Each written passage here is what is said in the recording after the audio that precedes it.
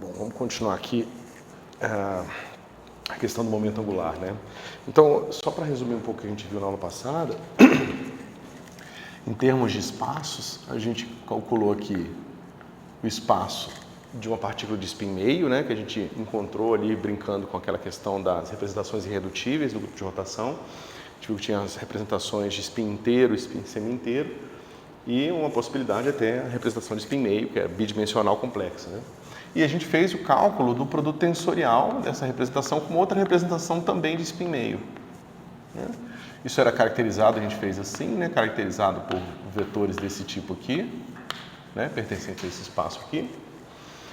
E a gente viu que quando a gente pega as propriedades de rotação desse espaço aqui como representando uma partícula composta, isso aqui dava para a gente uma coisa que parecia ser de spin 0, mais, aí a soma direta, uma coisa de spin 1, né? Ou seja, agora você tem uma representação SM, tá certo? Que vai representar essa partícula composta nesse espaço vetorial, tá certo? Então, vocês vejam que aqui partículas compostas podem ter coisas, né, podem ter, digamos assim, estados bastante peculiares, né? Então, por exemplo, você não espera que um elétron que está no estado meio-meio, né? Lembrando que isso aqui é o spin do elétron, não muda, né? Então, vamos deixar Szinho aqui. E esse aqui é o M do elétron, né? Ou seja, é o autoestado dele na direção Z. Você não espera que isso aqui possa estar em superposição com um estado de spin diferente, né? Isso aqui não faz sentido. Na verdade, isso não faz sentido nenhum. Isso aqui não faz sentido, né? Eu fazer uma superposição do elétron, um elétron que tem spin meio com um elétron que tem spin zero. Isso não existe. Agora, aqui faz sentido, tá? Uma partícula composta, ela pode estar no estado 0, 0, mais o estado 0, 1. São estados possíveis, certo? Não tem nada demais. Okay? Ou seja, se você olha do ponto de vista do spin total da partícula, ela pode estar numa superposição de 0 e 1. Okay? De spin, não de estado de spin na direção Z. Não confundir, né, esse cara aqui, que é natural que ele possa ter superposição, com esse cara aqui, que é o spin. Certo? Então é isso que a gente viu, só que a gente viu isso aqui de uma maneira muito direta, né? A gente fez o cálculo ali na mão de todos os detalhes para encontrar como que esses estados aqui estão relacionados com esses estados aqui. Aí a gente viu tudo aquilo, né? A gente viu que tem o estado 0, 0, ele nada mais é do que o mais, menos, mais, sobre raiz de 2, né? E os outros estados, que são esse cara aqui, esse vai ser o menos, não faz nada, esse vai ser o mais, né? E esse aqui, que é um especial, ele vai ser mais, menos, mais sobre raiz de 2. Certo? E, bom, isso aqui fecha o que a gente tinha visto. Alguma dúvida, pessoal, antes da gente entrar na parte mais dura da coisa?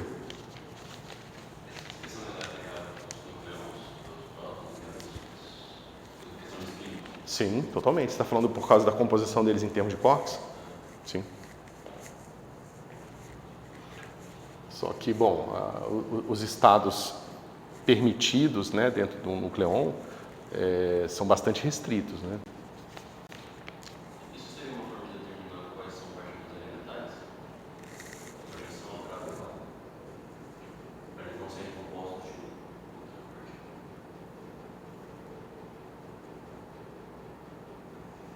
Ou seja, o que você está me perguntando é, se eu não vejo coisas assim, é sinal de que a partícula é fundamental, sim? Pode ser, sim.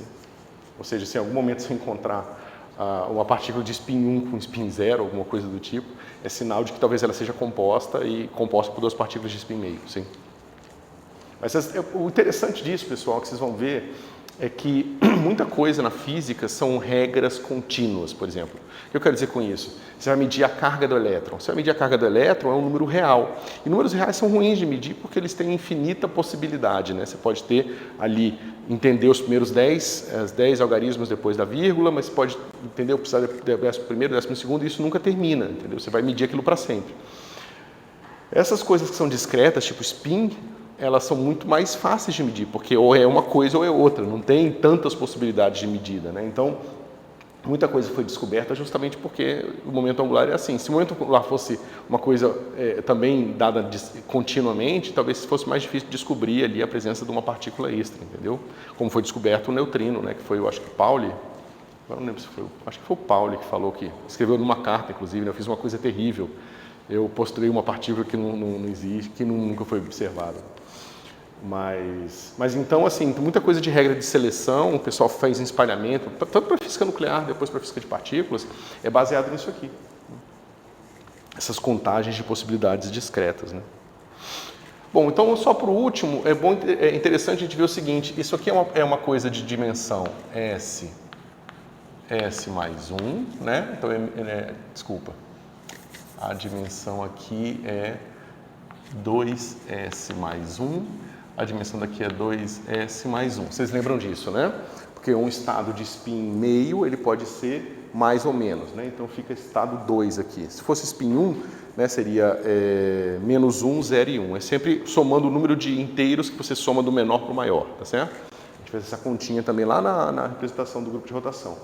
Então aqui a gente tem uma coisa que tem dimensão 2 meio mais 1 vezes 2 meio mais 1, que é igual a uma coisa de dimensão 1 mais esse aqui que é 2 vezes 1 mais 1, né?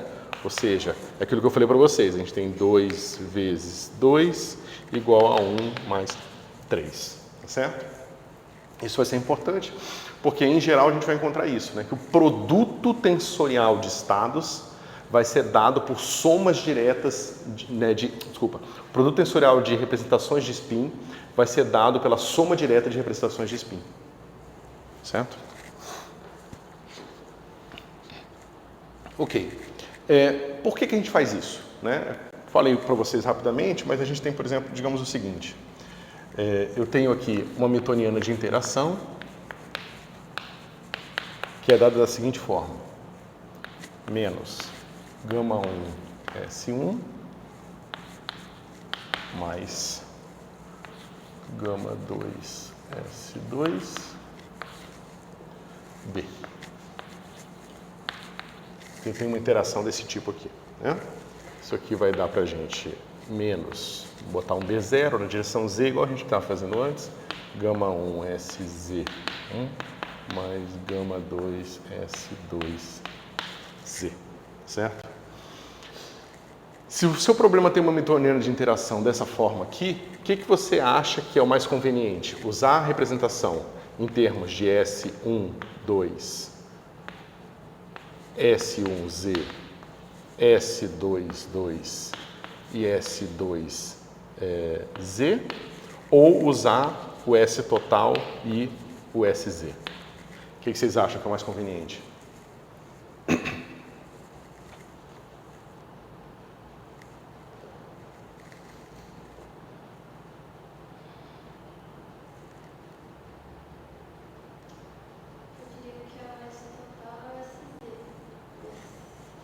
Aqui você tem uma interação que pode ser diferente, tá vendo? Então você não está medindo S1 mais S2, Z. O seu problema não depende desse operador, depende desse operador que tem coeficientes diferentes aqui. Então, dependendo se esses coeficientes são diferentes ou não, vai ser mais conveniente usar esse ou esse cara aqui. Porque se você precisa saber, porque se os coeficientes forem diferentes, você precisa saber desses estados separadamente, entendeu?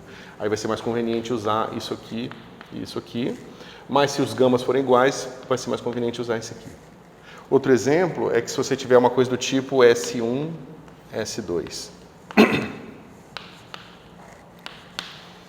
Certo? Nesse caso aqui, você pode escrever isso aqui da seguinte forma.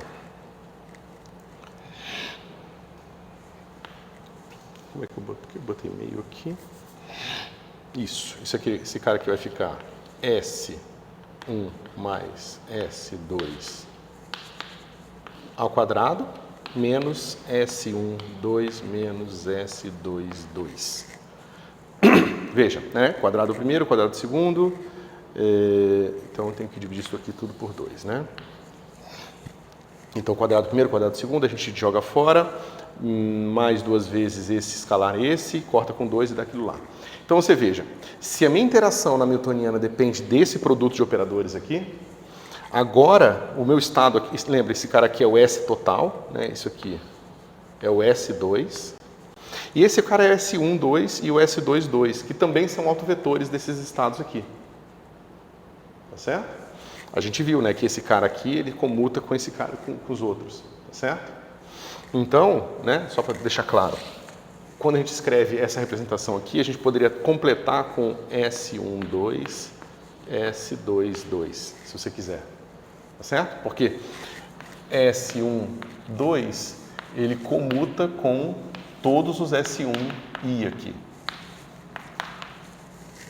tá certo? E a mesma coisa para o 2 aqui. S2, 2 comuta com todos os S2I aqui. Tá certo? Então, esse cara, ele comuta com todo mundo. Comuta com esse cara aqui e comuta com esse cara aqui. Aqui não tem... Não, desculpa. Esse cara aqui comuta com esse e com esse. Tá certo? Então, você vê que quando você tiver uma interação desse tipo, usa-se isso aqui. Tá certo? Pessoal, isso não é regra, tá? Não é uma coisa assim, tem que fazer dessa forma. É simplesmente dando a ferramenta mais adequada numa certa situação. Mas nada impede de você fazer tudo na representação original ali, essa representação aqui. Né, que você simplesmente coloca os estados dos indivíduos, dos elementos individuais da sua partícula composta, certo?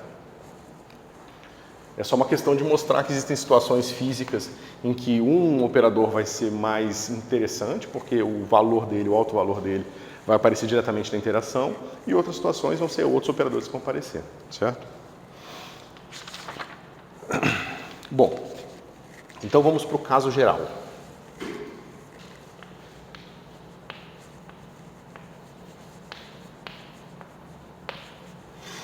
Qual é o caso geral, pessoal? Eu tenho um J. Por que eu vou chamar de J? Porque eu não sei se nesse momento eu estou combinando spin e orbital, ou se eu estou combinando spin, spin, orbital, orbital, entendeu? Eu vou deixar em aberto. Esse J, ele pode ser S, ele pode ser L, ele pode ser S mais L, tanto faz. De uma partícula, entendeu? Pode ser momentos angulares de uma mesma partícula, pode ser de partículas diferentes, que eu estou tentando fazer uma composta. Isso aqui é irrelevante, tá certo? A regra vai valer, a gente faz para o caso geral, e depois ela vai valer igualmente para todos os casos particulares. Okay? Como eu falei para vocês, isso aqui vai ter estados do tipo J1, M1 e J2, M2. Tá certo?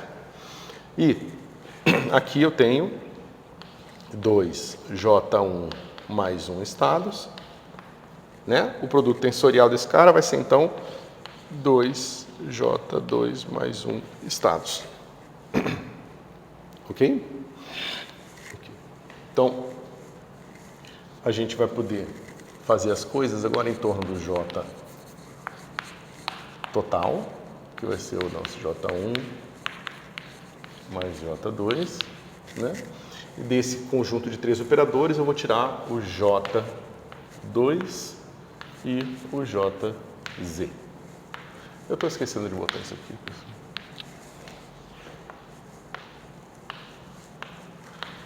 Um chapeuzinho aqui.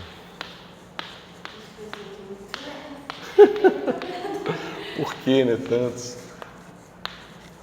Eu não tinha esquecido ali. Pronto. Tá certo? Então veja, eu tinha esses 2 caras originais aqui e agora eu passo a ter esses aqui. Como eu falei, eu posso representar isso aqui assim, tá? Esse conjunto agora, ele pode ser representado assim. mas tanto faz porque esses dois números aqui são fixos de qualquer forma, tá certo? Os autovalores que saem desses caras aqui, nessa representação aqui, é sempre h cortado ao quadrado, J1 vezes J1 mais 1, e a mesma coisa para o J2, certo? Ok. O que a gente pode tirar de comum aqui, né? Ou seja, eu tenho agora os meus estados J1, M1, J2, M2, né? E eu quero agora encontrar, que são autoestados desses operadores aqui, né? Esses caras são autoestados de J1 quadrado, J1Z, J2 quadrado e J2Z, certo? Eu quero agora representar isso em termos de autovetores de J quadrado e JZ total, tá certo? A gente viu no outro cálculo, naquele cálculo mais direto, que um desses operadores aqui a gente já tira direto, que é o JZ. Né? O JZ, ele nada mais é do que o JZ1Z mais J2Z, certo? E por causa disso é fácil de ver que JZ, atuando em J1, M1, J2, M2, vai ser igual a H cortado, M1 mais M2, J1, M1, J2, M2, certo? Nesse espaço aí que você escreveu J1, M1, J2, M2, a gente está no produto tensorial de...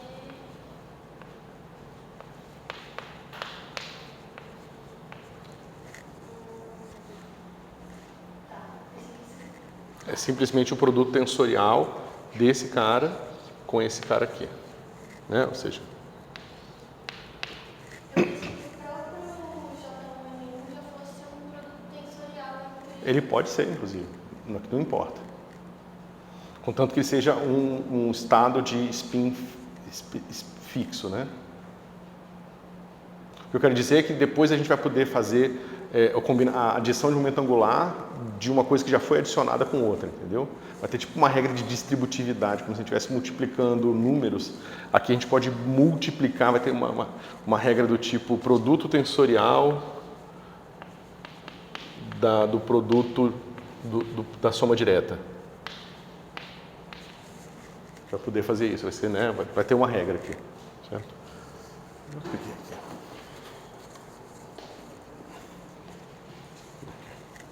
Nesse caso aqui, a gente estaria meio que considerando o M como se fosse, sei lá, fixo.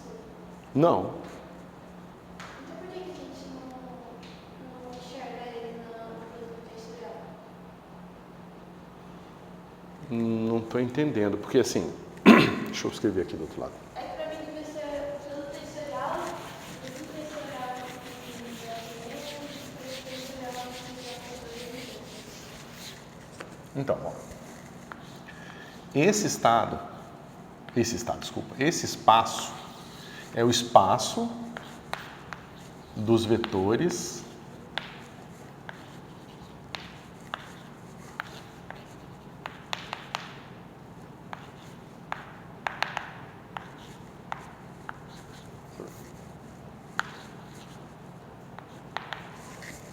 tá certo? Ou seja, esse cara é um espaço de dimensão finita, um espaço de Hilbert de dimensão finita, super simples, que vai ter esses vetores de base. J1 menos J1, J1 menos J1 mais 1, né? Até J1, J1, tá certo?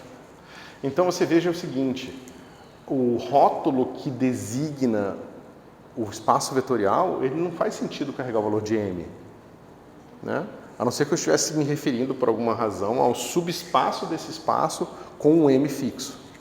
Mas não é isso que a gente está fazendo. Quando a gente escreve esse símbolo aqui, a gente está dizendo todos os estados possíveis, né, de spin para uma partícula que tenha spin total J1.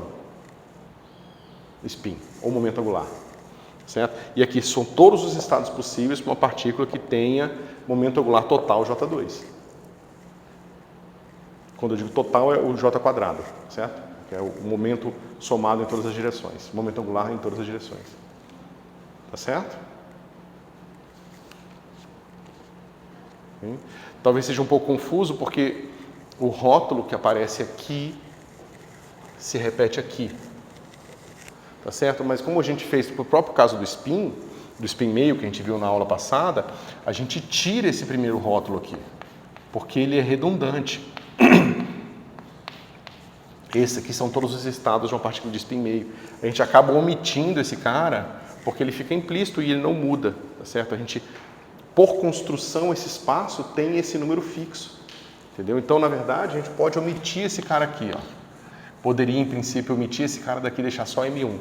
Mas quando a gente está fazendo adição de momento angular, esse J1 vai ser importante para o resultado final. Por isso que a gente deixa ele aqui, entendeu? Agora, se nós estivéssemos trabalhando somente com o J1 fixo, a gente poderia escrever só M aqui, certo? Então, veja, qual é a nossa situação? A gente quer representar os autovetores desses dois operadores aqui. Um está feito já, que é esse cara aqui. Ele também, né, esses estados, ele também são autovetores de JZ total, né, que agora o JZ total é simplesmente a soma dos dois JZs, ok? Só que, como a gente viu, o J quadrado, ele vai ter um pedaço, né, se você pegar J quadrado e escrever explicitamente, ele vai ser J1 quadrado mais J2 quadrado mais 2 vezes J1, J2, né? E esses caras aqui, eles não comutam com JZ. Eles não comutam com JZ porque o JZ vai ter aqui, aqui dentro vai ter o JX e JY, tanto do 1 quanto do 2, e esses caras não comutam com JZ, certo? Então esse cara aqui, né, não tem esses caras, esses vetores como seus autovetores, tá certo? E todo o trabalho vai ser encontrar, então, quais são as combinações desses caras aqui que vão ter um certo valor para J quadrado, tá certo? No caso de spin meio, a gente viu que havia duas possibilidades. A gente podia ter spin total 0 e spin total 1. Mas e no caso geral, como é que vai ser? Né? Se a gente parte agora de J1 e J2, quais vão ser os spin totais que a gente pode ter aqui, certo? Ou seja, como é que os momentos angulares dos indivíduos se adicionam no momento angular total, ok? Né?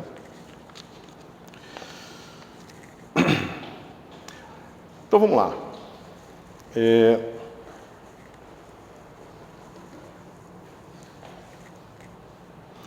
A gente pode fazer uma brincadeira que é uma brincadeira de contagem, tá certo? Quantos estados vão ter um certo valor de momento angular na direção Z? Então vamos lá. A gente sabe que JZ, né, como a gente já escreveu aqui, J1, M1,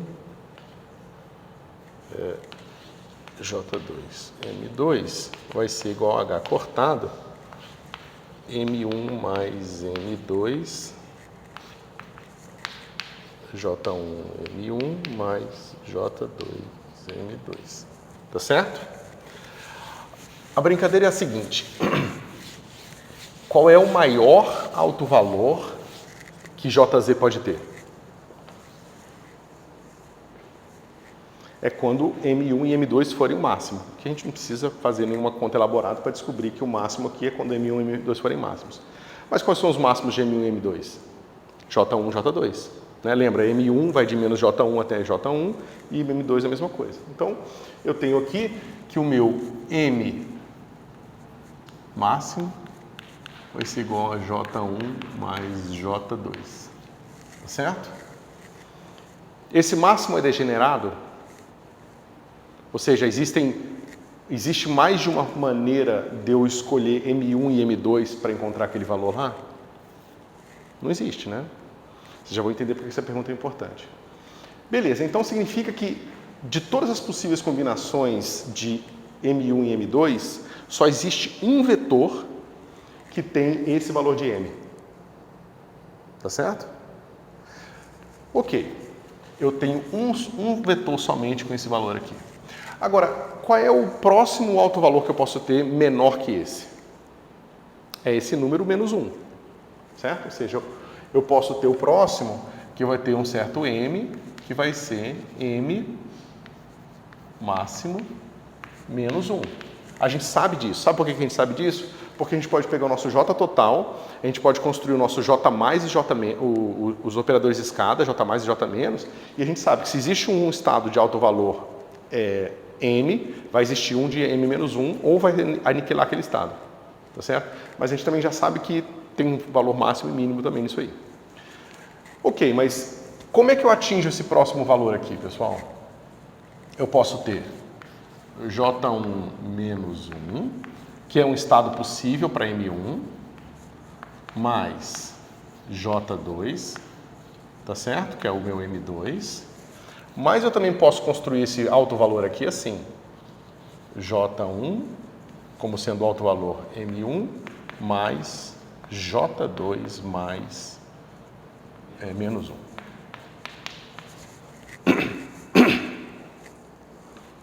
Tá certo? É um processo simples de contagem. Esqueci minha água hoje. Bom, o que a gente pode tirar dessa simples contagem aqui?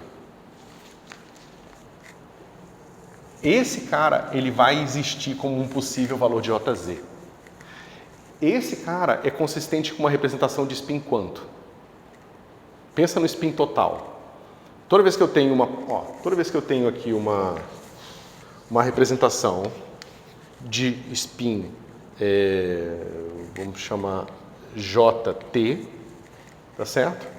Eu tenho os meus possíveis autovalores que vão ser M, que vai ser de menos JT até JT. Certo? Então, se eu tenho alguém com esse número aqui, significa que dentro da minha representação vai ter um espaço de spin JT. Ou seja, o que eu estou dizendo é que vai haver aqui vai ter uma parte da representação de momento angular total que vai ter momento angular total J1 mais J2. Tá certo? Então, eu vou ter, né, você veja, desse produto aqui, J1, J2, eu vou ter aqui do lado direito pelo menos um cara que é J1 mais J2.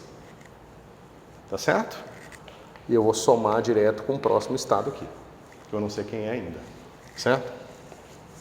Ok. Vamos pensar um pouco sobre isso.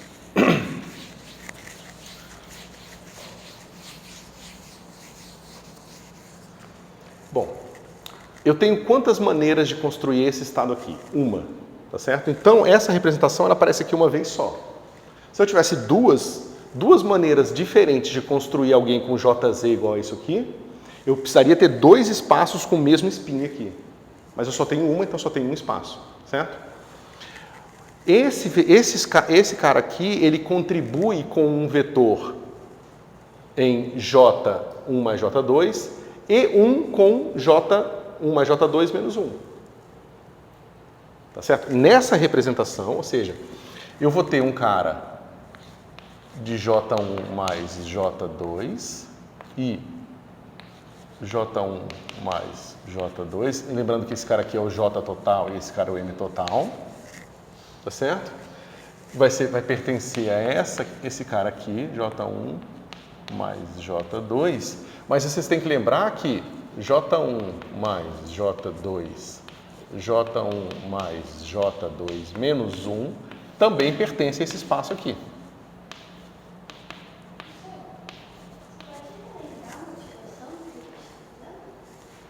A gente está construindo todos os espaços que vão aparecer aqui no lado direito. A gente mostrou explicitamente o que acontece com o caso do meio, como sendo spin 0 mais spin 1, Tá certo? E agora a gente está, na verdade, a gente quer generalizar esses caras aqui. Em vez de meio, meio, botar J1, J2. E eu quero ver que todos os estados possíveis de spin, o momento angular da partícula composta vai ter. Certo? Então veja, a gente mostrou que tem um estado desse tipo aqui, né? E esse estado, ele pertence a uma representação, ele tem que pertencer a uma representação desse tipo aqui. E só tem um deles, então tem só uma representação dessa aqui no lado direito. Tá certo? Só que esse vetor aqui também pertence a essa representação aqui. E por que isso vai ser importante? Porque agora, de quantas formas eu posso construir estados com esse alto valor de JZ? De duas formas. Essa e essa. Mas essa representação já me dá um vetor nesse espaço, que tenha esse JZ. Sobra um outro. Eu tenho dois, um já vem dessa representação aqui, e eu tenho um outro, que tem que vir de qual representação? Uma representação que tem aquele JZ como máximo. Tá certo? Ou seja, eu preciso agora, deixa eu passar isso aqui para cá, eu preciso fazer o seguinte, eu tenho J1, e aí, por favor, vocês me perguntem, porque isso aqui é um pouco confuso, tá certo? Então, eu preciso saber o quanto vocês estão entendendo. Então, eu tenho esse espaço J1 mais J2, e eu preciso colocar aqui mais um espaço aqui, ó, que é o J1 mais J2 menos 1. Esse cara me fornece M máximo uma vez. Só que esse cara me fornece M máximo menos 1 uma vez. Esse cara aqui me fornece M máximo 0 vezes. Não tem M máximo aqui. O M máximo desse cara, o alto valor na direção Z máximo desse cara aqui é esse aqui, ó. Então ele vai me fornecer M máximo menos 1 uma vez. Mas se eu tenho esse espaço, e esse aqui me fornece um vetor desse tipo e esse me fornece outro, e eles precisam ser linearmente dependentes, porque esses caras aqui vão ser linearmente dependentes, então eu tenho que ter esse estado e esse estado aqui.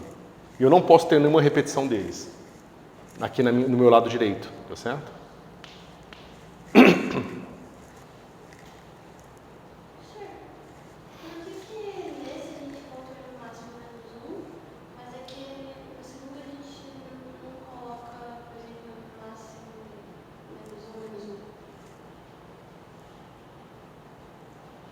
Não entendi.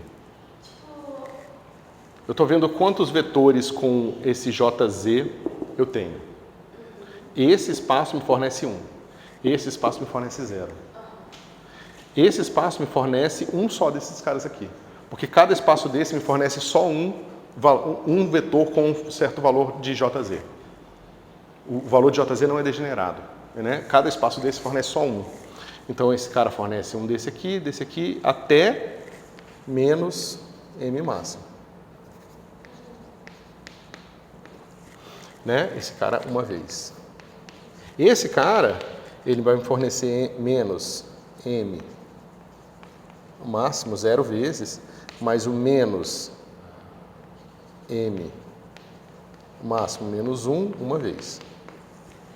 É como se fosse, como se estivesse fazendo um triângulo aqui, tá vendo? Oi? Não importa, a gente vai fazer. A gente vai continuar. É que eu estou fazendo passo a passo. J1 mais J2 engloba os menores de J1 mais J2 menos J1 menos 1 menos 1 de novo. Eu não consigo ver porque o espaço J1 mais J2 engloba os menores.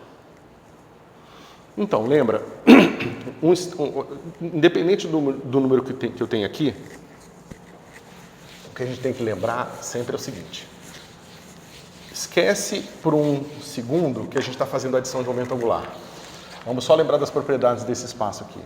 Esse espaço é um espaço que representa uma representação irredutível do grupo de rotação com o valor de momento de J2 que é dado por h cortado ao quadrado, j vezes j mais 1. Tá certo? Os vetores pertencentes a esse espaço, eles vão ser do tipo j menos j, j menos j mais 1, j menos j mais 2, vírgula, 3 pontinhos, j. Então, esses caras aqui são 2j mais 1 estados.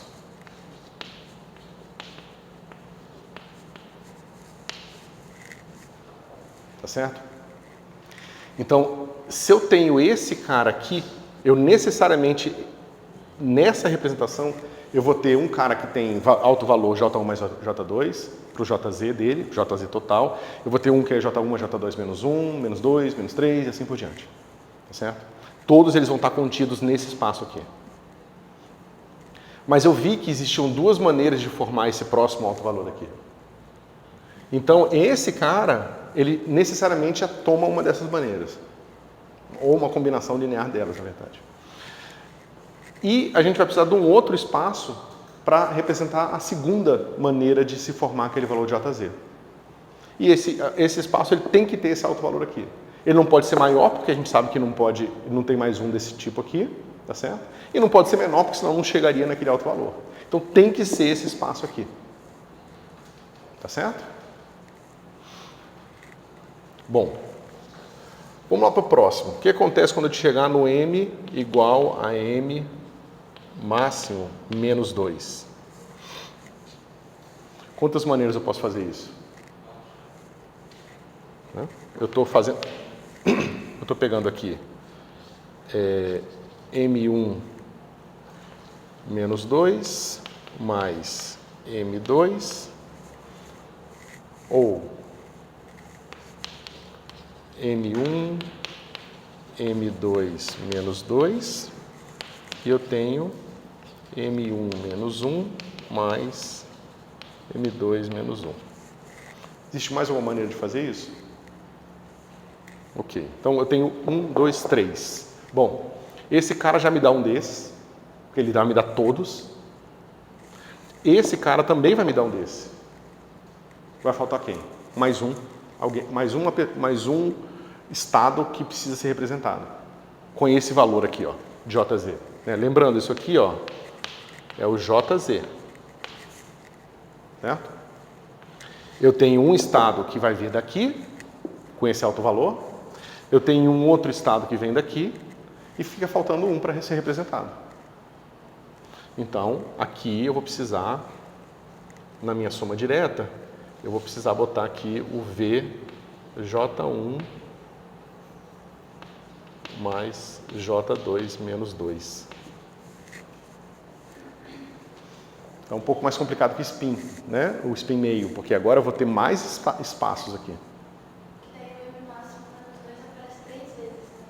Isso. Exatamente. Esse cara aqui, existem três formas de eu representá-los aqui. Eu posso botar M máximo aqui, né? Posso botar J1 menos 2, J1, J2, e posso fazer todas essas brincadeiras que eu fiz aqui, eu posso fazer aqui. E são estados diferentes, tá? Porque num dos estados, esse cara tem um certo valor de JZ, e esse tem outro valor de JZ, e assim por diante. A gente está brincando com essas combinações todas.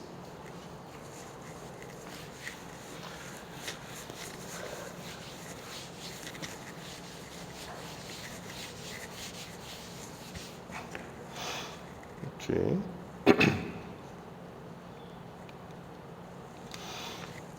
Bom, e a próxima, como é que fica?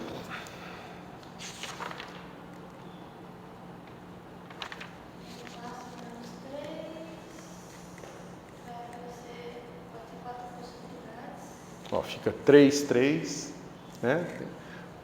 Menos 3 ou menos 3, aí vai ter menos 2, menos 1, menos 1, menos 2, né? São 4. Então, mesma coisa, mais um estado aqui. Mas aí a gente pode fazer isso para sempre, né? Pode? Porque, veja, vocês têm que tomar cuidado com uma coisa. Esse valor aqui, ele é importante também. Né? Mas no caso geral, a gente não sabe quem é M para saber. A gente... Oi? Não, a gente sabe que é um M máximo. É J1 mais J2. Mas a gente pode, tipo, ir subtraindo até quanto a gente quiser, não pode? Não, porque a gente sabe que nem todos os autovalores vão estar aqui, ó. Nem todos os M1, M2... Ó. Qual o menor M1 e M2 que eu posso ter? Né? O meu menor é igual a menos J1 menos J2. Tá certo? Então, como é que a gente pensa nisso aqui? Soma direta, 3 pontinhos, Até quanto? até produto vetorial de menos J1 menos J2. Produto vetorial, não entendi. Não, o espaço Produto tensorial. não, o espaço vetorial de menos J1 menos J2. Soma direta Mas isso não faz sentido, né, pessoal? Porque o J total, ele é positivo. Né? Esse cara aqui, o J vezes J mais 1, esse cara aqui é sempre positivo. O JZ pode ser negativo, mas J quadrado não faz sentido. Né? J quadrado é positivo. Ah, não, era soma direta do espaço vetorial. Então, o que eu estou dizendo é que esse espaço aqui, ó, isso aqui não faz sentido.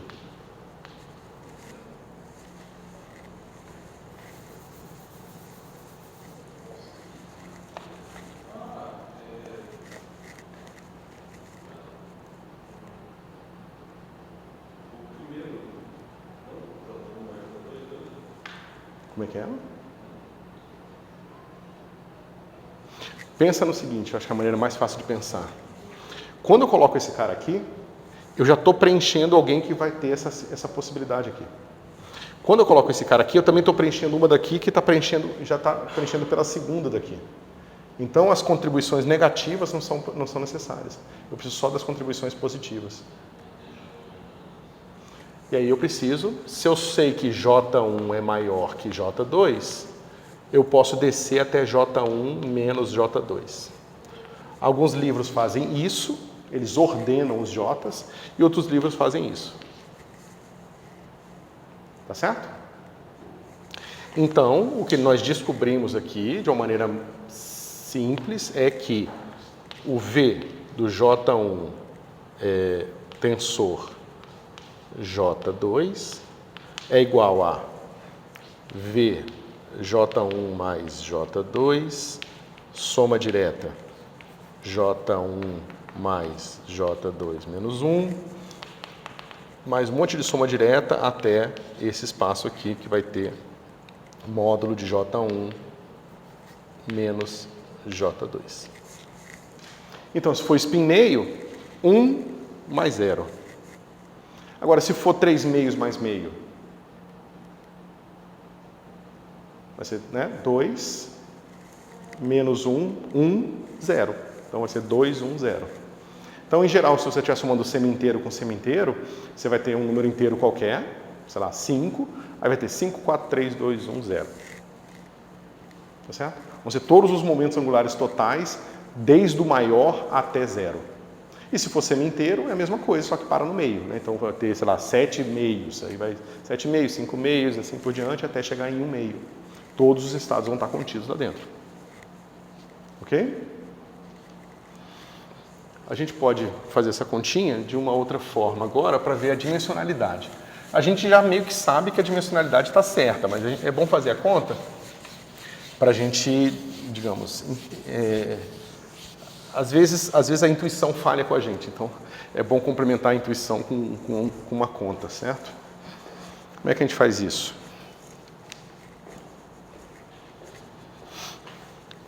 Então a gente vai precisar fazer o seguinte. Eu vou precisar calcular. O meu lado esquerdo vai ser J2,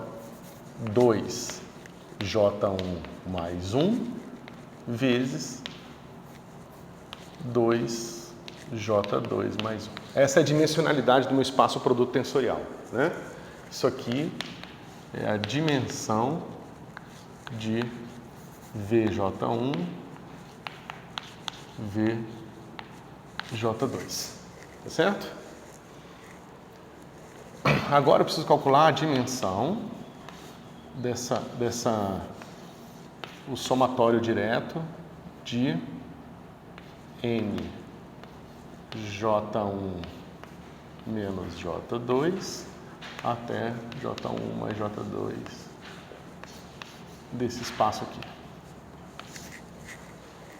Ok?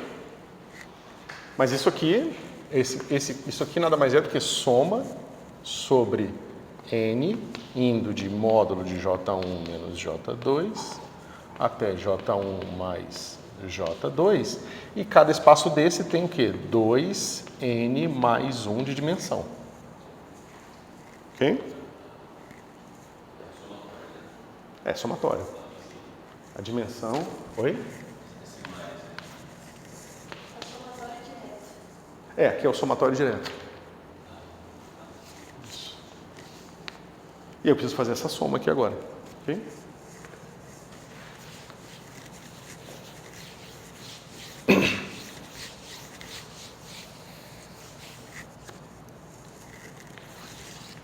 Como é que fica essa soma, pessoal? Deixa eu só ver como é que eu fiz aqui. Por que eu fiz assim?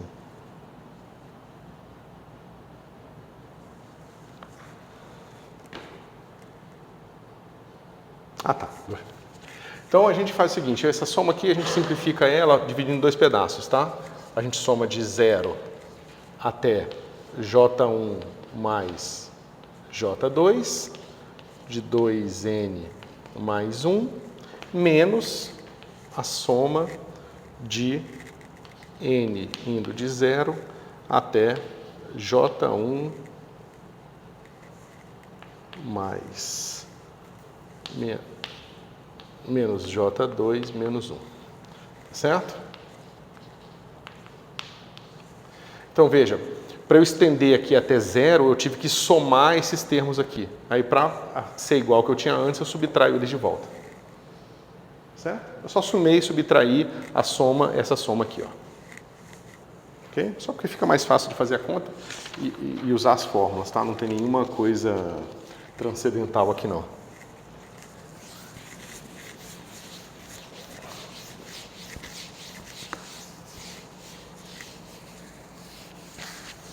Então, a gente escreve o primeiro somatório aqui, de 0 até J1 mais J2, né? De 2N mais 1. Isso aqui é fácil, né, pessoal? Vai ser assim, ó. 2 vezes J1 mais J2, né? Vezes J1 mais J2 mais 1 sobre 2. Tá certo? Esse 2 aqui é esse 2 aqui, tá certo? E a soma, né, de N indo de 0 até K, né, de N, vai ser quanto isso aqui, pessoal? K vezes K mais 1 sobre 2. Certo? Formulinha que vocês estão acostumados. É fácil de fazer essa conta, essa fórmula aqui também, se vocês quiserem, tá? Então, o fator de 2, esse fator de 2 aqui, né? E agora tem a soma de 1. Isso aqui vai dar o quê, pessoal? J1 mais J2 mais 1, né? Porque quando eu somo de 0 até um certo número, eu tenho aquele número mais 1 elementos. Né? Se eu somo de 0 até 2, é 0, 1, 2. São 3 elementos. É sempre mais 1. Por isso tem esse mais 1 aqui. Ok? Só por simplicidade, eu vou convencionar aqui o J1 maior que o J2, tá? Então, eu vou tirar um módulo aqui que não precisa. Só porque fica mais simples a conta aqui. A soma agora de 0 até J1 menos J2 vai ser muito parecida. Né? Vai ser 2 vezes... Oi? Menos 1. Obrigado. Então vai ser 2 vezes. Aí veja, é até esse cara mais 1 vezes o outro. Então eu já inverto a ordem aqui, vai ficar assim, ó, J1 menos J2 e J1 menos J2 menos 1 dividido por 2 mais J1 menos J2. Certo? Mas veja aqui, pessoal. Se eu corto esse 2 com esse 2 e esse com esse, ó, esse cara aparece aqui. Se eu botar em evidência, é esse cara vezes 1 e esse cara vezes isso. Se eu boto em evidência, fica isso vezes 1 mais isso, que é o próprio valor. Então, isso aqui é J1 mais J2 mais 1 ao quadrado. Ok? E aqui é a mesma coisa, ó. Eu pego esse cara aqui e boto em evidência. Então, em evidência vai ficar isso mais 1, né? Porque isso aqui é isso aqui vezes 1. Se eu boto em evidência, fica isso aqui mais 1. Só que isso mais 1 é o próprio isso. Essa é a própria quantidade aqui, que dá ela ao quadrado novamente, tá ok?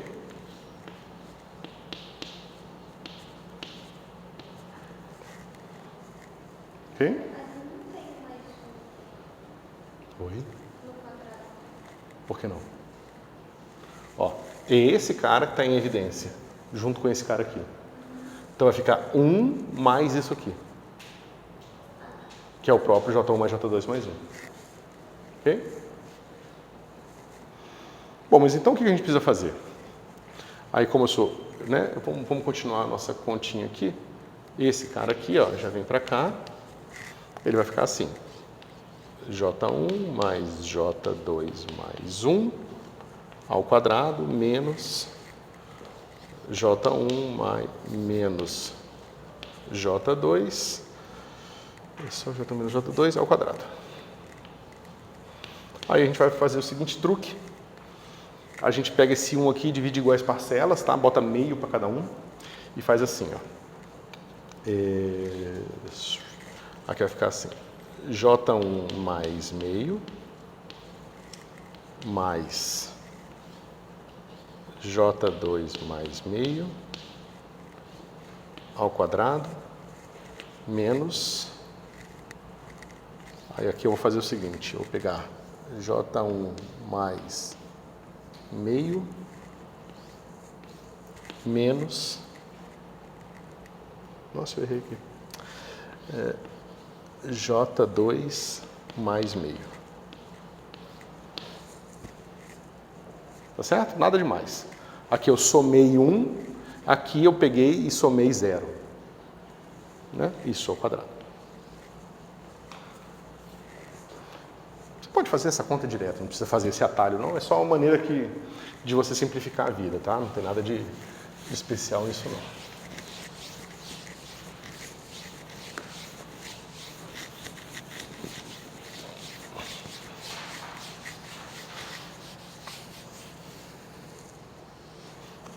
Mas agora está de uma forma conveniente, né? Eu posso abrir os quadrados aqui, quadrado primeiro, 2 vezes quadrado primeiro, 2 vezes segundo, e a mesma coisa aqui. Só que veja, eu vou ter o quadrado do primeiro mais o quadrado do segundo, e aqui eu tenho o quadrado do primeiro mais o quadrado do segundo de novo. Então esse cara vai embora. Tá certo? Porque esse corta com esse porque tem um sinal de menos aqui. Certo? Aqui eu tenho 2 vezes o primeiro vezes o segundo, e aqui eu tenho 2 vezes o primeiro vezes, menos 2 vezes o primeiro vezes o segundo, com menos do lado de fora. Tá certo? Então vai ficar 4 vezes J1 mais meio vezes J2 mais meio. Todo mundo acreditou? Mas aí eu pego esse 4 aí, divido em 2, 2, jogo lá para dentro e eu tenho o que eu queria. 2J1 mais 1, 2J2 mais 1.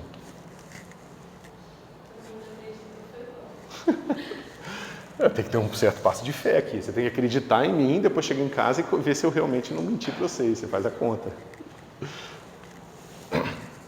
Tá? Então, pessoal, a gente podia ter perdido alguma coisa naquela hora que a gente contou os estados, às vezes alguma nuance na hora de dividir, né, a hora que a gente vai subtraindo e tal. Mas isso aqui dá uma certa garantia para a gente que pelo menos o número de estados o número de estados que a gente tinha originalmente é mantido quando a gente faz a decomposição dessa forma aqui, né? Ou seja, o número de estados aqui está pelo menos igual ao número de estados que está aqui, tá certo? Não é uma prova matemática formal, mas eu acho que tem todos os elementos para que um físico fique satisfeito com esse resultado. Ok? Beleza. E agora, o que a gente faz com isso, pessoal? Agora a gente precisa de um algoritmo para construir esses estados explicitamente. Porque meio que a gente falou, tem um estado aqui, tem um estado acolá, mas como é que esses estados são formados? Como é que a gente constrói eles na prática? Se eu quiser construir o estado de momento, né? Eu quero construir um cara particular desse cara aqui. Né? Como é que eu faço? Então a gente vai montar essa tabelinha aqui agora. Deixa eu ver como é que tá.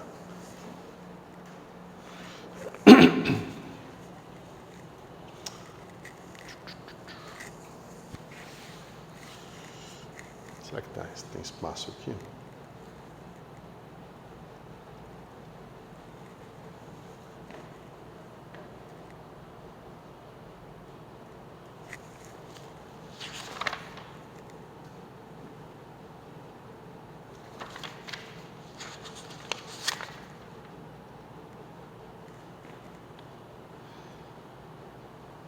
Tá, acho que tem espaço aqui. Vamos lá. Então, vamos fazer a seguinte tabela. Nós vamos agora construir aqui os estados, variando M de forma decrescente, tá certo? E J de forma crescente para cá. Espera aí. Isso. O M vai decrescente e o J crescente. Desculpa, estou falando besteira. Decrescente, decrescente. Tá certo? A mesma coisa. Então, eu tenho aqui. Porque eu vou começar com um J maior e vou diminuindo. Igual a gente fez, tá vendo que a gente começou sempre com... Quando a gente construiu, a gente começou com esse fato aqui, né? De que esse estado a gente construía com J1 mais J2. A gente podia muito bem ter começado com J mínimo e começado de baixo para cima, mas o tradicional é começar de cima para baixo. Porque, bom, não sei, certo? Então, vou fazer o seguinte, eu vou ter os seguintes estados aqui. Eu vou ter J1 mais J2 e J1 mais J2. Ok? O próximo que eu vou ter aqui é J1 mais J2, J1 mais J2 menos 1. Tá certo? Esses caras aqui são os elementos do V J1 mais J2. Ok?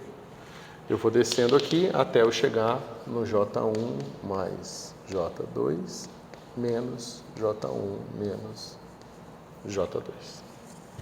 Tá certo?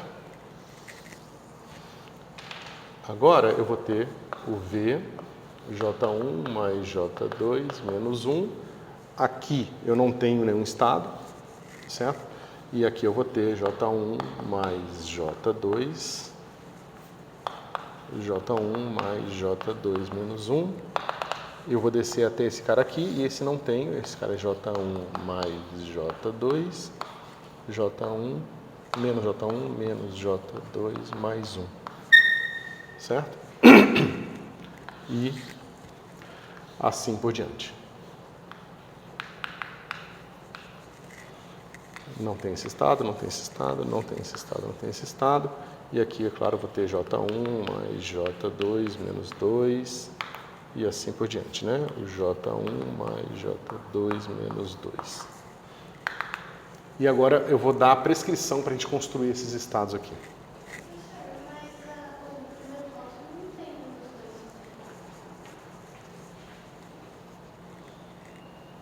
Aqui tem que ser menos 1, né?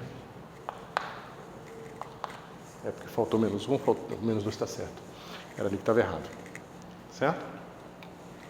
Ok, agora eu vou dar a prescrição ali do outro lado.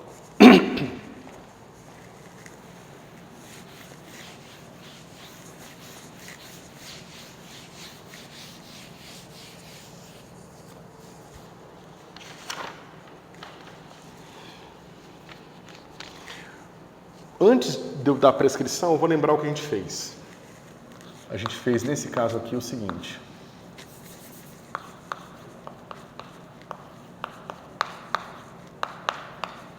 A nossa tabela ficou assim, ó.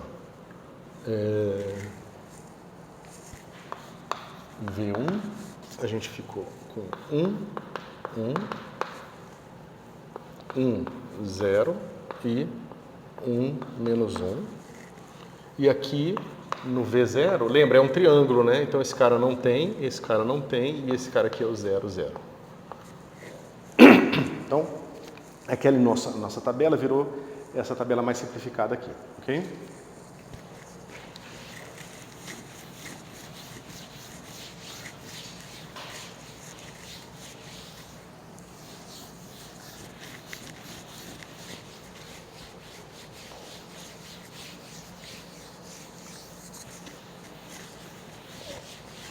Agora vamos complementar com as regras que a gente fez. A gente escolheu, desculpa, a gente escolheu como sendo mais. Tá certo? Ou seja, como a gente está definindo esse cara aqui, a gente tinha sempre a liberdade de colocar uma fase aqui. Então, o fato da gente pegar essa fase e dizer que ela é mais 1, né? Ou seja, aqui é um número 1 positivo. Aqui na frente é uma escolha, tá certo?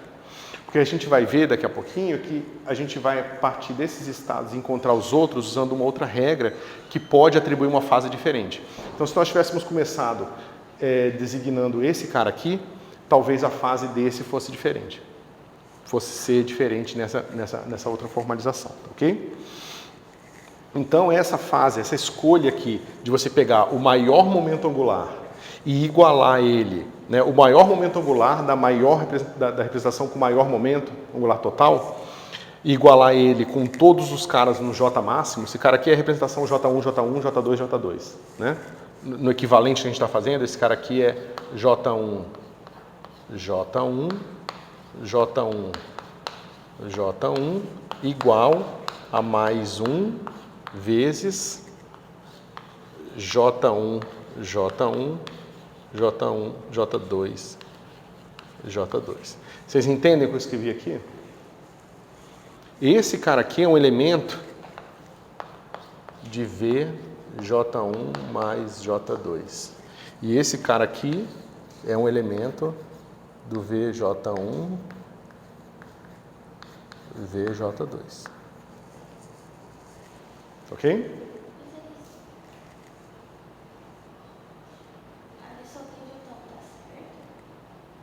Não, tá errado.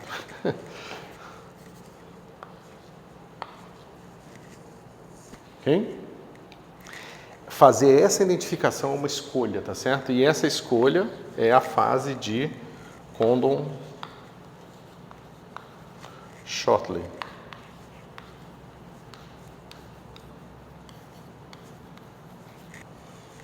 Certo? Essas fases, essas escolhas, aquelas parecem ser inúteis até você precisar implementar isso no computador e passar 3 dias brigando, porque na verdade você descobre que a implementação numérica daquilo que você está fazendo fez uma escolha de fase diferente da sua, entendeu? Então, bom, essas coisas podem ser bastante importantes, tá? E o que a gente pode fazer a partir de então, pessoal? Lembra, a gente fez isso aqui. A gente fez essa primeira escolha aqui. Esses outros aqui, esses outros 3 estados, a gente meio que adivinhou eles, olhando ali propriedades, de quanto é que era o momento angular total, diagonalizamos aquela matriz e tal. Mas o que a gente pode fazer de mais esperto aqui? A gente pode lembrar que desse estado para esse estado aqui, a gente pode aplicar o S-. Né? Quem é o S-? S- é igual a S1- mais S2-. Tá certo? Quanto é que é S1- aplicado em mais? Alguém lembra?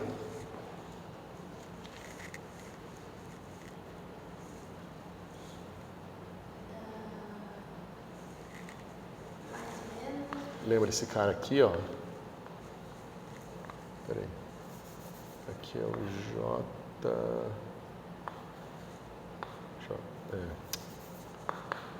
meio. Vocês lembram desses coeficientes aqui? Lembra que a gente relacionou? A gente encontrou esses coeficientes aqui, ó. O C mais ou menos de JM é igual a raiz de. Aí para você lembrar, você tem que lembrar que isso aqui tem que ser zero quando o J for igual ao M, tá certo? Então tem que ser J menos mais M. Porque quando for mais, esse cara mata na hora que o J for igual a J, certo?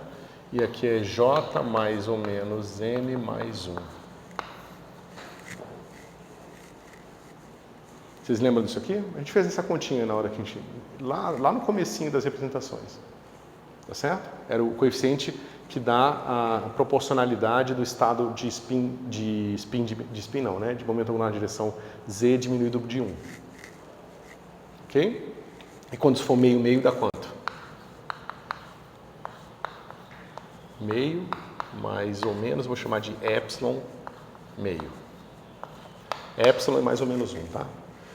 Então isso aqui vai ficar como? Meio menos mais epsilon meio. E aqui eu vou ter meio mais ou menos epsilon meio mais 1.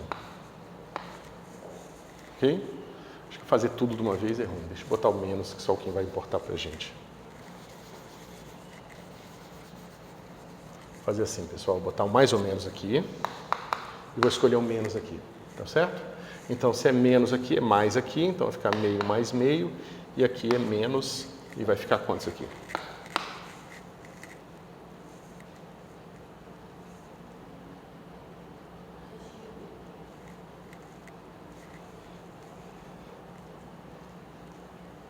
Peraí, será que eu esqueci algum fator?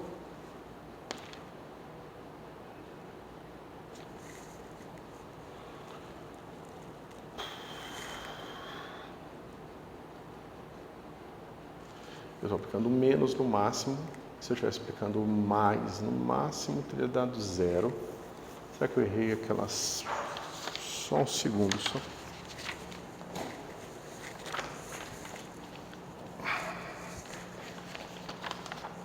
Só ver se eu tenho aqui. Vocês não tem não, né, esse C aí. Toda vez eu cometo esse erro, eu esqueço de botar um lembrete.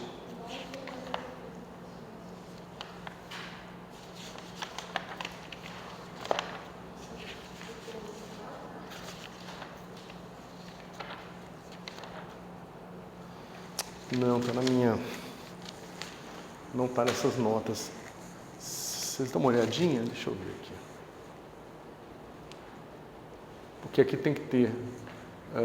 para fechar o sinal, tem que ter um H cortado aqui, né? Porque esse cara tem momento angular, então esse cara aqui tem que ter um H cortado, se eu lembro. Ah, maravilha.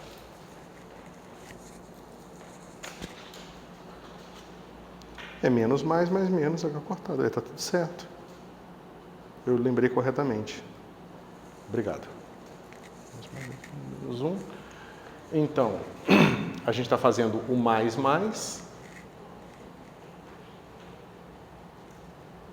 Ah, não. Então aqui é menos, que é o de baixo. Então é mais aqui, menos aqui, está certo, né? Tem que ser mais aqui e menos aqui. Então, esse cara aqui vai dar H cortado. Ah, tá tudo certo, pessoal. É isso mesmo. Tem que ser H cortado mesmo. Eu fiz leseira aqui por outra razão. Bom, então, esse cara aplica aqui e dá isso aqui. Certo? Ou seja, quando a gente aplicar o S menos no mais, como é que vai ficar isso aqui?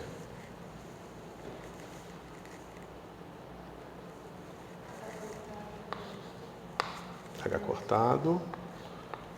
Primeiro, pegar esse 1 aqui, que vai diminuir o primeiro, mais H cortado, mais menos.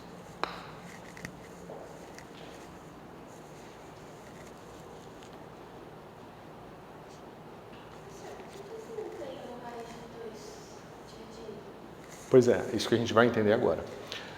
Eu vou fazer o seguinte, eu pego esse cara, boto o H cortado aqui e vou multiplicar por raiz de 2 e dividir por raiz de 2. E agora vocês vão entender, para vocês entenderem o que está acontecendo aqui. Isso aqui faz sentido para vocês?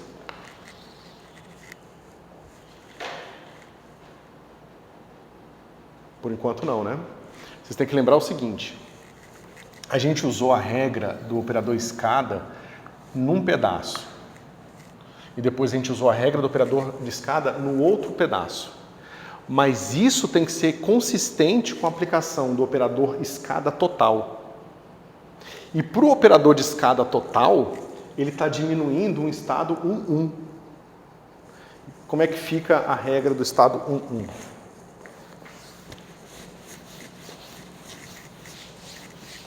Ou seja, vamos fazer o lado esquerdo, tá? Da diminuição. A gente só fez o lado direito agora. Agora vamos fazer o lado esquerdo para ver se está certo. Ou pelo menos se está consistente com a escolha prévia que a gente fez.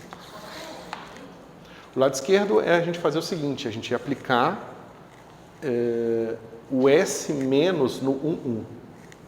Ou seja, a gente sabe que S menos no 1,1 tem que ser igual a C menos de 1,1. De 1,1, tá certo? Vezes o 1,0. E o C menos de 1,1 vai ser igual ao quê? Raiz de 1 mais 1 vezes 1 menos 1 mais 1. E o H cortado aqui. Mas isso aqui é H cortado raiz de 2. Ou seja, o lado esquerdo diz para mim que quando eu aplico S menos no 1,1, eu não tenho que encontrar 1,0. Eu tenho que encontrar H cortado, raiz de 2, 1,0. Mas foi o que eu encontrei quando eu fiz a conta do lado direito. Porque esse cara aqui é, de fato, então, o 1,0. Tudo está consistente. Certo? Funciona.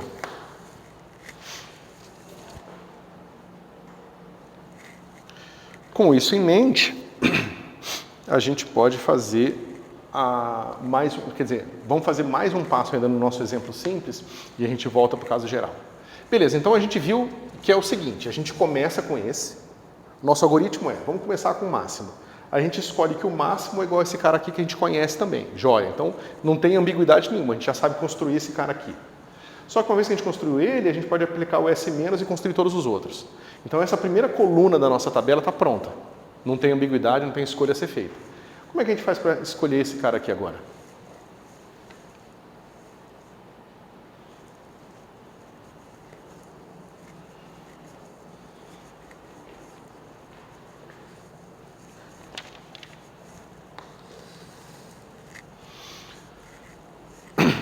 Quando a gente fez essa escada, a gente aplicou o operador escada totalmente aqui, a gente já encontrou esse cara. Certo? A gente sabe que esse cara tem que ser linearmente independente desse cara aqui. Então a gente precisa encontrar um 0,0 que seja linearmente independente desse cara aqui. Certo? Mas isso ainda vai dar pra gente uma certa escolha de fase, tá certo? E a gente vai fazer essa escolha de fase e isso vai quebrar totalmente a ambiguidade e a gente consegue definir aquele estado.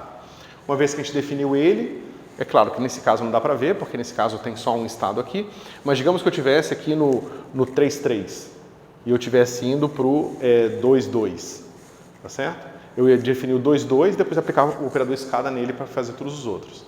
A gente vai voltar nisso, certo? Mas o ponto é que a gente precisa de uma escolha de fase aqui. Como é que a gente faz isso? A gente sabe que esse cara, ele tem que ser uma coisa assim, alfa mais menos mais beta menos mais. Lembra daqueles dois estados possíveis que vão formar esse alto valor aqui, de J0, de M0? Lembra, né? É o M máximo menos 1. Pode ser meio menos meio ou menos meio meio.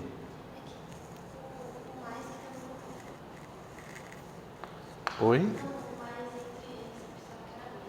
Não, é alfa e beta. Eu estou fazendo uma combinação linear arbitrária. Eu não sei quem é o 00 ainda.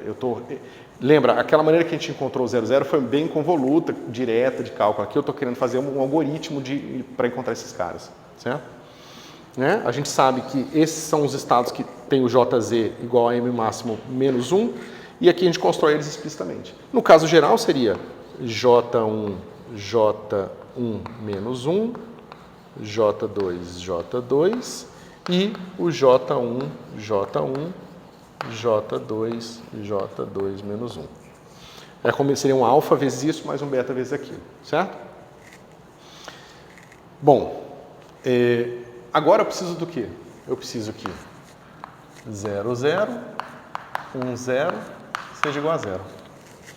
Aqui a gente poderia fazer independência linear, daquele jeito mais complicado, mas como a gente já tem um produto interno e a gente sabe que os caras são linearmente dependentes se somente se, nesse caso aqui, eles têm um produto interno igual a 0, então a gente pode aplicar isso aqui direto mais fácil, tá certo? Mas isso diz o que pra gente? Né?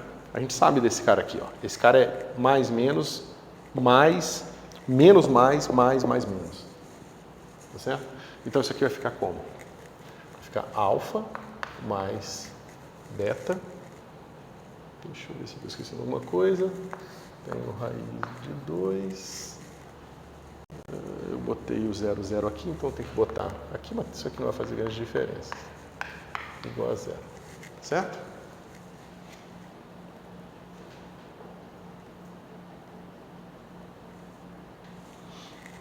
Ou seja, alfa igual a menos beta.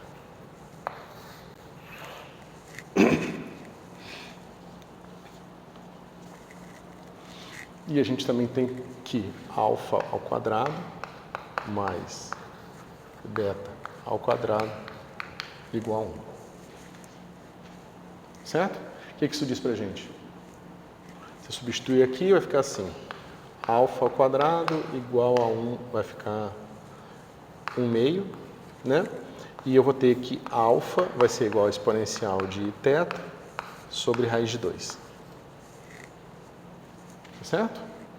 Então, eu vou ter que o meu 0, 0, ele vai ser exponencial de θ sobre raiz de 2. E aí, deixa eu só ver se eu não botei errado. Não. Mais, menos, menos, menos, mais. Ok?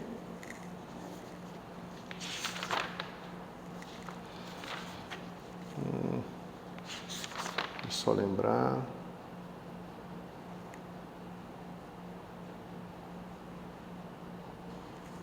A fase que você coloca, ela vai ser mais geral, mas ela não é, super necessária. Não, ela não é necessária, né? Ela não vai fazer assim, se eu escolher a fase errada, tá ruim. Mas você tem que escolher sempre a mesma fase, você tem que ter uma consistência na sua escolha, entendeu? Então, para isso, você precisa de um critério, que é justamente o que eu estou lendo aqui. Porque aí você concorda com todos os seus colegas físicos, e quando vocês lerem os papers, vocês vão entender o que está acontecendo, entendeu? É só uma questão de convenção do que de ter que correr uma coisa melhor do que a outra, entendeu? Por que todo mundo não escolheu simplesmente a fase de θ igual a 0? Ué, mas é que se eu tivesse... Imagina o seguinte, aqui... Imagina que ao invés de eu substituir o beta por alfa e ter resolvido essa equação aqui, o seu colega substituiu alfa por beta aqui. Aí ficou 2 vezes beta quadrado igual a 1, aí dividiu e encontrou esse cara aqui como sendo beta. Aí, quando ele escrever, né, ao escrever isso aqui, ele teria encontrado isso aqui, ó, menos, menos. Aí ele fala, vou escolher o θ igual a 0, que é mais fácil. Aí tem uma diferença de menos 1 entre uma definição e outra. Só por ele ter escolhido resolver essa equação de um jeito diferente. Entendeu? Entendi, mas eu não entendi por que a escolha da fase mudaria isso. Não, porque justamente eu vou dar um critério que eu posso, digamos, eu posso dizer exatamente qual critério eu usei, porque todo mundo vai saber repetir o que eu fiz, entendeu? E o critério é...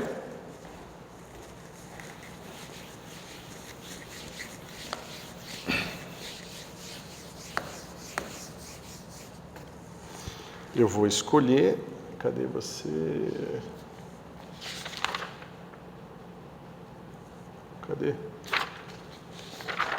Estava bem aqui.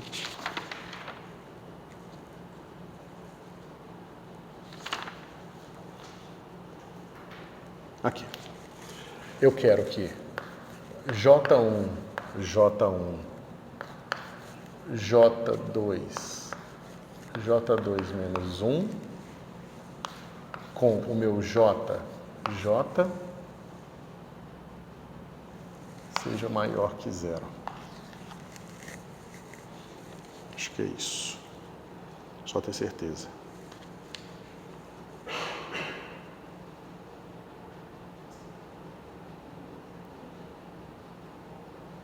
Deixa eu ver se eu não estou fazendo nenhuma besteira.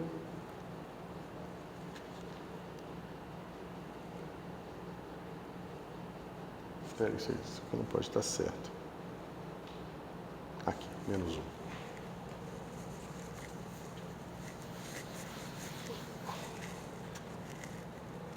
Peraí, acho que eu peguei o critério errado.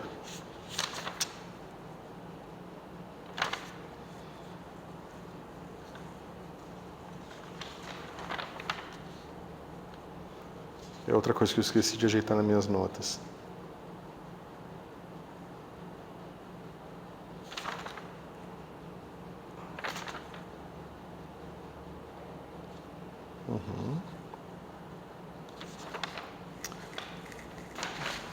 Eu vou ficar devendo isso aqui para vocês, pessoal, que agora o critério mesmo ficou perdido aqui no meio. Mas é basicamente você vai dizer que um produto interno desse cara, com esse cara aqui é positivo. É um número positivo, é 1, tá certo? Você escolhe. E aí é moleza, né? Porque aí você sabe que esse cara é o positivo. Não, desculpa, com esse aqui é o positivo.